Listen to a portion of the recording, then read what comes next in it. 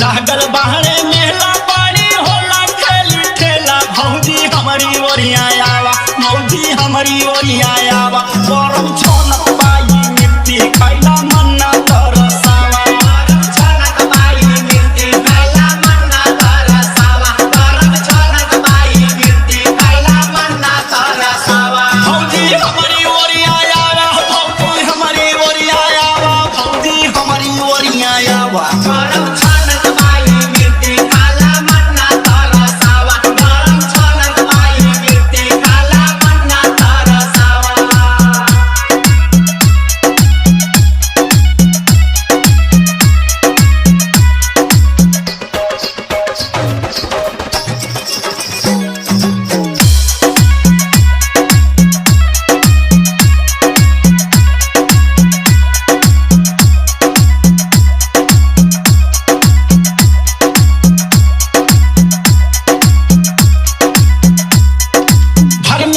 ऐसन मीठी नहीं पाइबू मीठी नहीं पाइबू भौजी मीठी नहीं पाइबू स्वाद एकर चीखा लेके घरे भीतर जाइबू घरे लेके जाइबू भौजी घरे लेके जाइबू हर मेला तू घुमबू ऐसन मीठी नहीं पाइबू स्वाद एकर चीखा लेके घरे भीतर जाइबू सोचा नहीं ज्यादा जानी भाव तू देखावा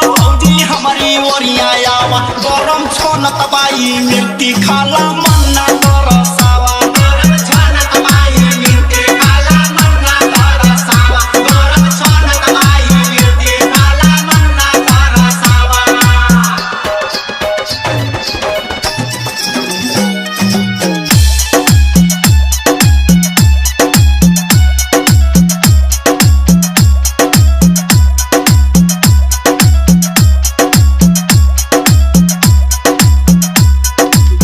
भी आवे पढ़ना उता खाला है जरूर हो खाला है जरूर भौजी खाला है जरूर हो रोहिंदर दीवाना विजय बिमल मशहूर हो बिमल मशहूर भौजी बिमल मशहूर हो जे भी आवे पढ़ना उता खाला है जरूर हो रोहिंदर दीवाना विजय बिमल मशहूर हो जक्सन के तू डांस देखिया